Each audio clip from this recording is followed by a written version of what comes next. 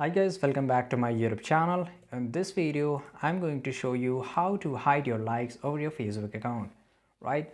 Let's go into the Facebook. Make sure before going to the Facebook, your app should be updated, right? Right? On the top right side corner, you will see the three lines, which is basically the menu bar. Just click over there.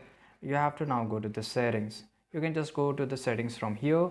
Otherwise, scroll down and just go to the click on setting and privacy. Now go to the settings, right?